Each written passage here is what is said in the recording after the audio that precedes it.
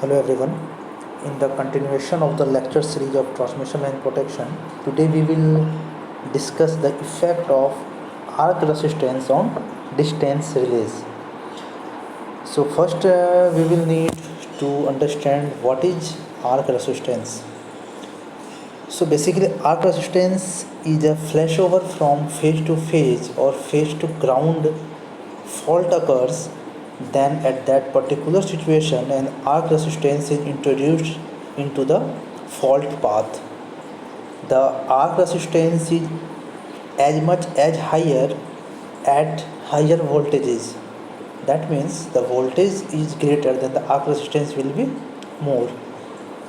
The arc resistance is added to the impedance of the line, and due to this addition the resultant impedance, which is seen by distance relays, is obviously increases.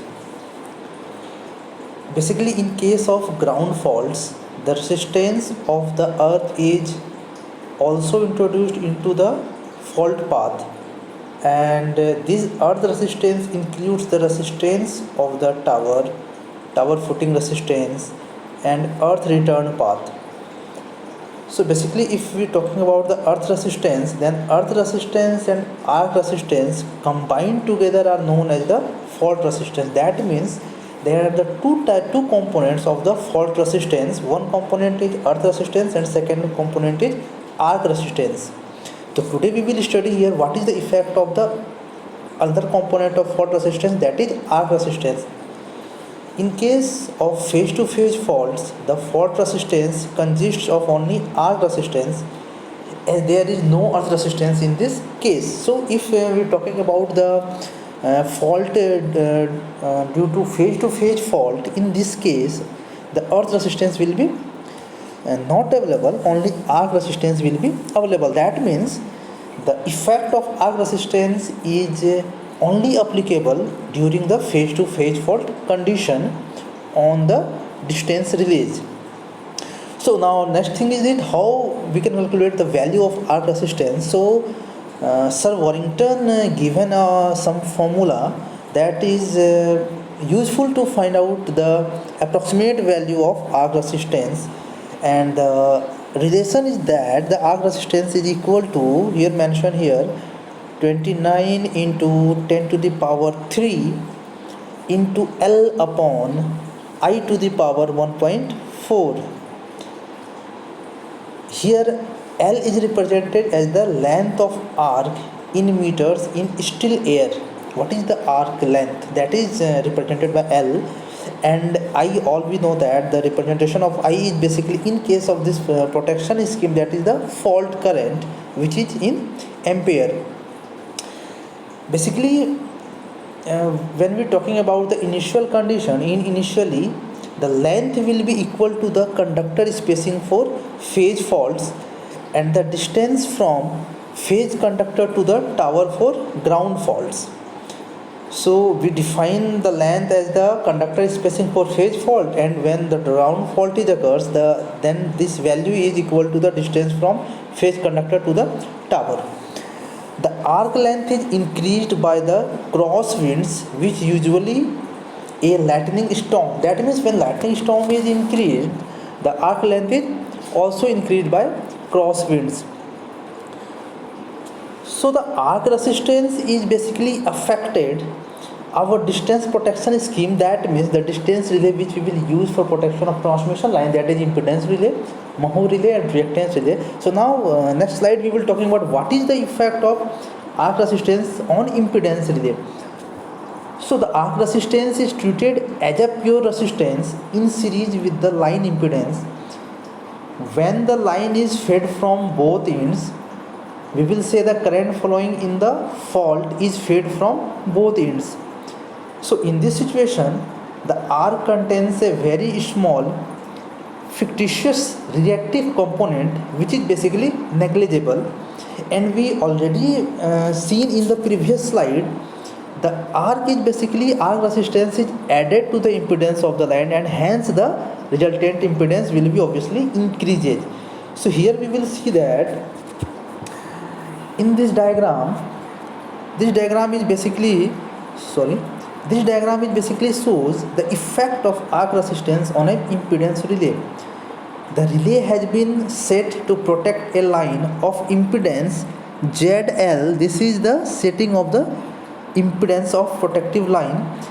Now, if a fault occurs at the point F here, when fault occurs at this point of F, so the arc resistance R is introduced. This is the arc resistance which is introduced during the fault, and now the relay will measure the value of ZF plus ZR value. That means if fault occurs, the distance between origin to fault, this impedance will be ZF.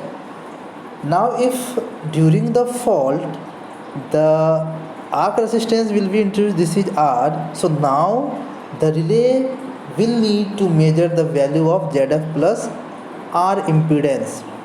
So basically the impedance is now increases because this arc resistance is added with the impedance of the protected line.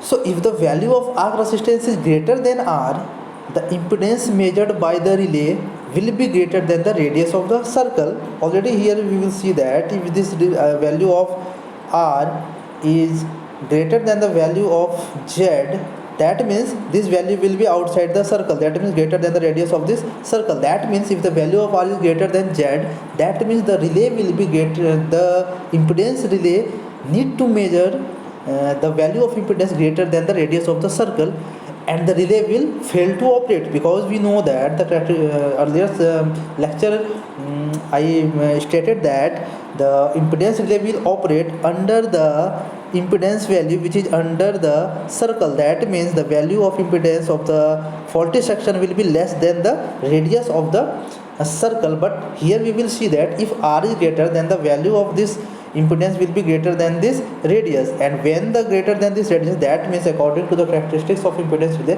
the impedance relay will not be operated.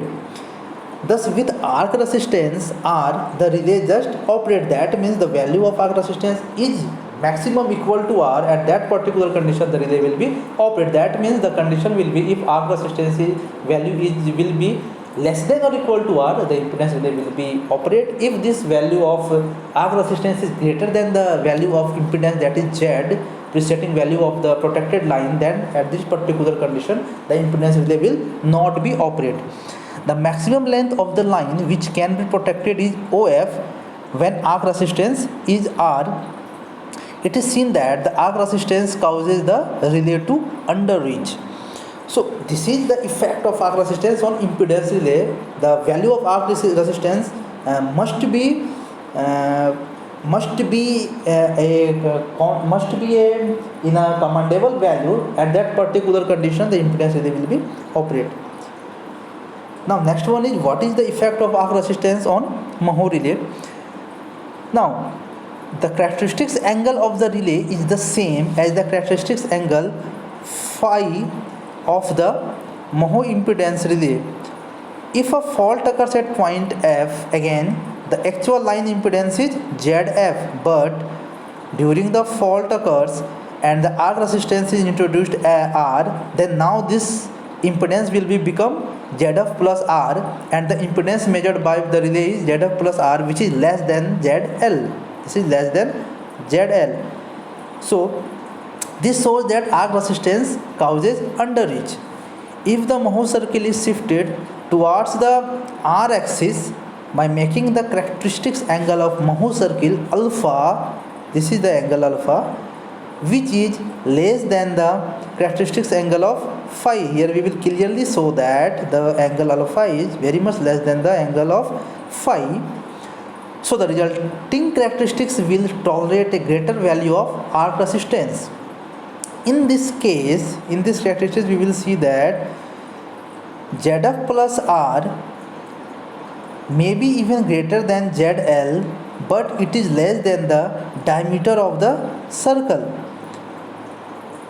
And during this condition, the relay will operate so long as the point ZF plus R remains within the characteristics circle. In this case, the relay setting is equal to the diameter of the Moho circle, and the maximum length of the line which can be protected is given by OB cos phi minus alpha, where OB is the diameter of the circle. Okay, when line impedance angle is more than 60 degree, the inclination towards the R axis is also reduced, otherwise the accuracy of the relay is affected, or in other words we will say that the with the lower values of alpha, arc tolerance is greater but relay accuracy is reduced. Thus, with longer values of alpha, this value of alpha, the arc tolerance is less, but relay accuracy will be very much high.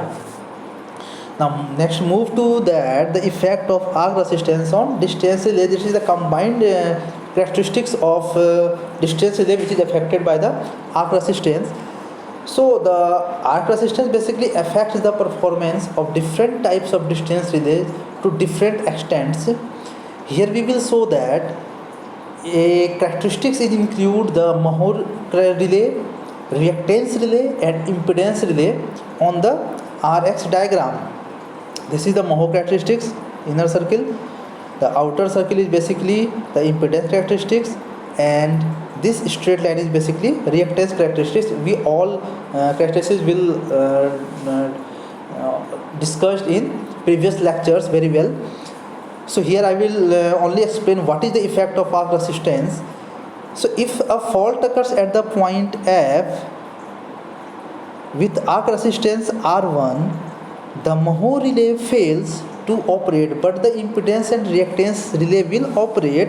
It is clearly seen in this: when the fault occurs and the value of arc resistance is this R1, that means this value is outside the characteristics of Mohr relay but inside the impedance characteristics and reactance characteristics. That's why Mohr relay will fail to operate, but impedance and reactance relay will be operate.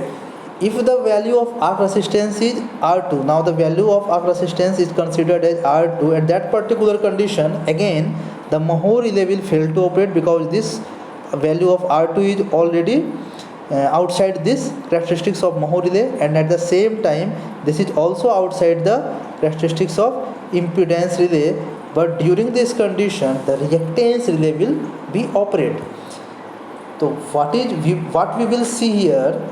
We will see here the Mohr relay is most affected, because in this during both conditions the Mohr relay will not be operated. That means the Mohr relay will most affected, and the impedance relay is moderately affected, because some point impedance relay will operate, some point impedance relay will be not operate. That's why it moderately affected. But the reactance relay is least affected, because in both conditions the reactance relay will be operated. So we can say that the Mohr relay is most affected, impedance relay is moderate, and the reactance relay is least affected by arc resistance.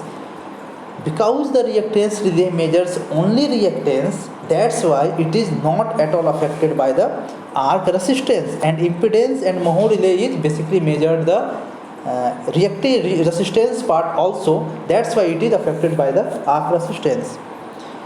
So now next one is fault area on impedance diagram. This figure basically shows that the effect of fault resistance. Fault resistance, already I told that there are two components of fault resistance. One is earth fault resistance and second one is arc resistance. When phase-to-phase fault occurs, then during this condition the arc resistance will come in the picture. So here effect of fault resistance, that means the effect of arc resistance on the impedance diagram. Vectorly we will shown here in this diagram. Here we will see that if a fault occurs at point B without resistance, the relay located at A will measure the impedance as AB. It will added to, if any fault occurs at point B, that means no any external additional resistance is present. So during this condition the relay which is placed at point A is measures the impedance as AB. If there is an arc resistance RF, then it will be added to AB, vectorly addition of this arc resistance with AB. Now the relay at A will measure the impedance AC because there is a addition part of this arc resistance. Previously it is measured only AB because there is absence of arc resistance RF. If an arc resistance is developed RF, then this relay measures the AC. The horizontal line shows the values of fault resistance for faults at different points of the line AB. The area ABCD is called the fault area. If the line is fed at only one end, the horizontal lines representing arc resistances are equal length. If the line is fed at both ends, that is BC, will be greater than AD, and the fault resistance is more when a fault occurs at the remote end. Now it is due to the fact that only a part of the total fault current flows through the relay and the other part of the fault current is fed from the other end of the relay. So this is the fault area when the arc resistance or fault resistance is come in picture with the impedance relay. So basically the summary of this thing is that if arc resistance is come in picture, so this is basically increase the impedance of the line because it is the addition of the previous setting of the impedance. That's why the relay may be operate or may not be operate. That's why this is the basically effect of arc resistance. So thank you very much to listening and viewing my lecture.